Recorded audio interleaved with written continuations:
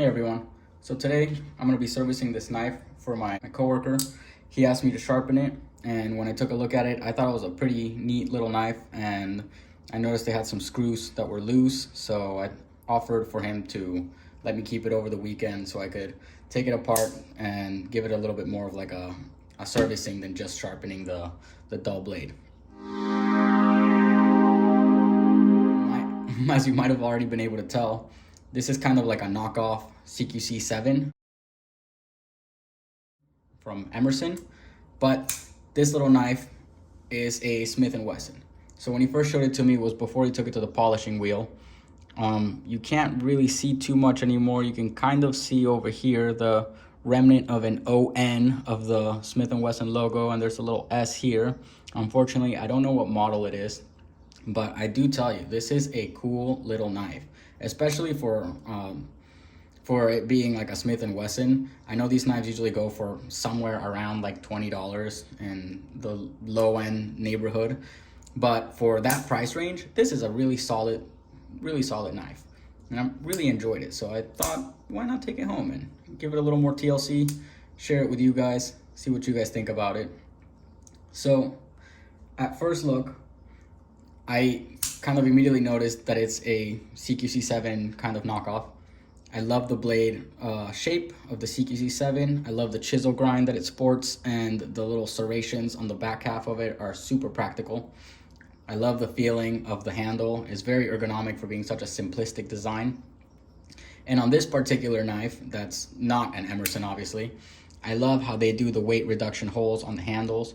That always makes it easier for you to, clear out any debris that you may have caught in there if you get like pocket lint or some shit like that in there. Looking at it closely, I noticed for some reason you have a combination of Torx and hex hardware, but we're gonna take it apart, clean it from the inside because it's got a little bit of spots in there, not too much. We'll do our best with it, and then we'll put it back together, make sure it's just as smooth as it is now, and we'll take it from there. But check out how smooth that is. Buttery. Lockup, pretty good. I would say 8 out of 10. You got very little up and down play, very little side to side blade play, which can always be fixed by slightly tightening the pivot screw there. So anyways, let's get to it. I'm gonna time lapse it so you guys don't have to suffer through the grueling process of removing hardware. All right, here we go. Got a little parts tray. You don't want your screws rolling away, especially with little knives like this. It's not easy to find hardware for it. I wouldn't think that you can call Smith & Wesson and just get replacement screws super easily for knives that they most likely don't make anymore. So I wish I did have the model so that I could look it up and see how much it actually goes for, if they still make it, and find out more about it in general. But oh well, I might have to look it up on my own and see what I find. But if I do, I'll let you guys know. So here we go. Start off with a pocket clip here, which looks like it's underneath the pivot screw as well. So let's see. Got those two guys off.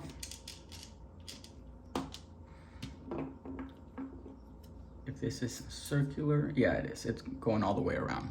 So I want to take off the pivot screw as well.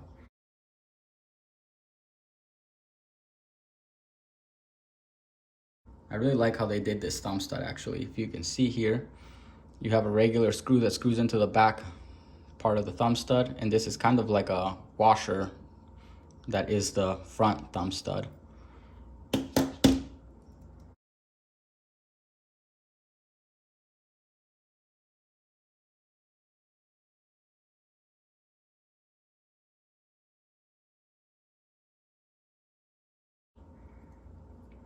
Pivot screw out. You can take the pocket clip.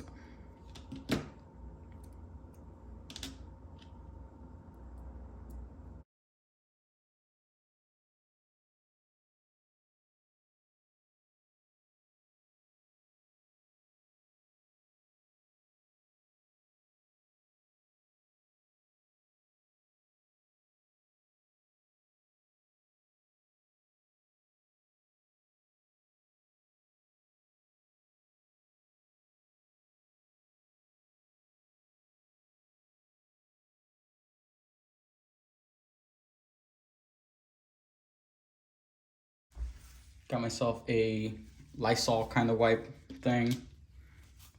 Generic brand, doesn't matter.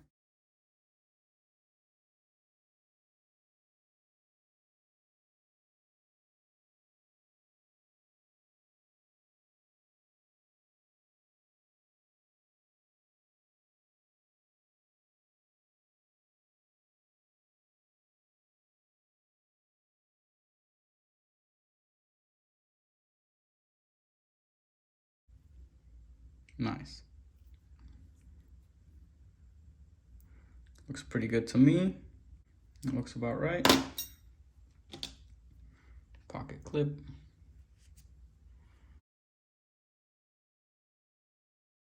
And I was wondering, why would the pocket clip go through the pivot screw as well, the pivot screw post?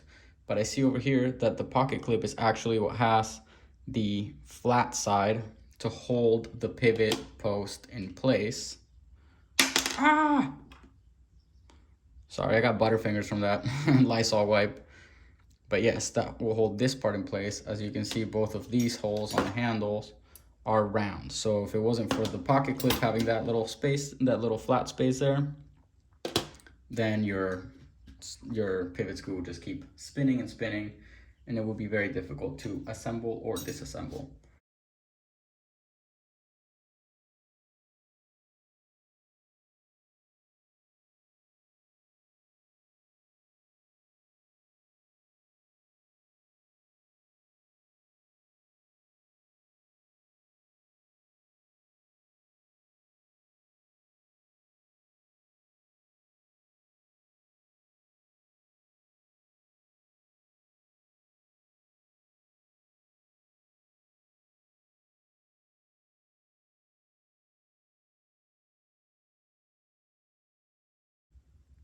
That is more than enough. I could even use that for both screws. So I'm gonna go ahead and transfer some of that excess.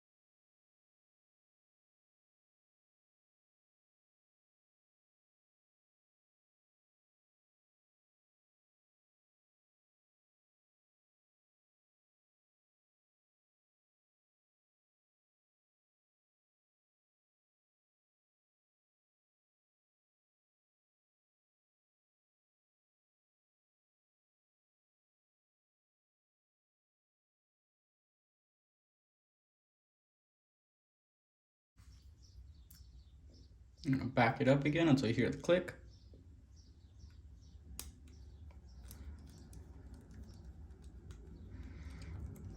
Now, for blade centering sake, when you're putting on body screws and the pivot screw, the trick I learned was to keep your knife open, make them all just finger tight, nice and just so they get to the point where they stop on their own with minimal force. And then you're gonna crank down on the stop pin. Make it tight, real tight, like to the point where it's uncomfortable to open and close and it's not smooth. That's okay. So then we're gonna tighten from the back to the front. I'm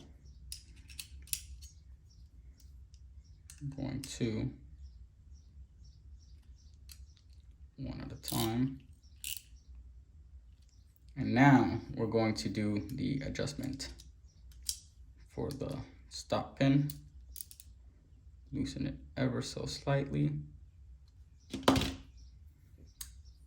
until you get a smooth action. But first, can't forget the thumb stud.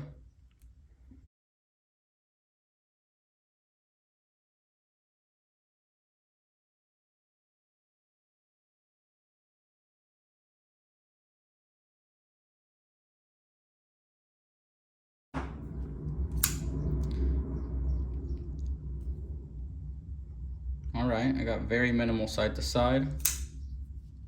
I got nothing up and down. Nice. All right, so we're gonna do a slight adjustment, and ever so slightly, we're gonna tighten this guy. Slight tightening, okay? Now we're gonna try it again. It's smooth, no side to side. Smooth, no up and down. Beautiful. It's clean, it's assembled with Loctite, should stay together. Now time to do a little bit of a sharpening.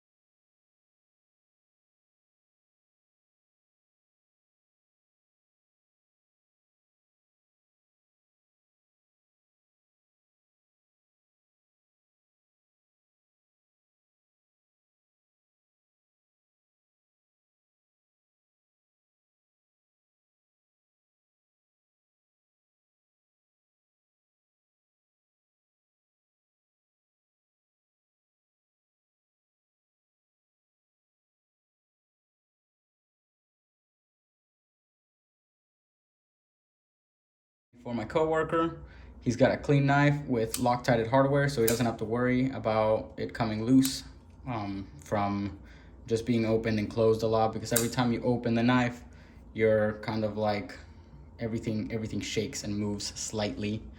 You're creating kind of like a shockwave effect from the blade hitting the stop pin, reverberating through the handle, and over time, hardware without thread locker will become loose, and sometimes it'll fall off. Sometimes it's not a big deal. If it's like a middle screw here, you can go without it. Sometimes it's a very important screw, like the pivot, sometimes a thumb stud. You know, it's not easy to operate a knife without a thumb stud. If these both had come off because they were both loose, this pocket clip would be pretty much useless. So anyways, I hope you guys enjoyed the video. Please give it a thumbs up if you like it. Leave a comment. Let me know what you think of this wonderful Emerson knockoff. Would you get one? Are you repulsed by it? I don't really care. Let me know what you think, and I'll catch you guys next time. Peace.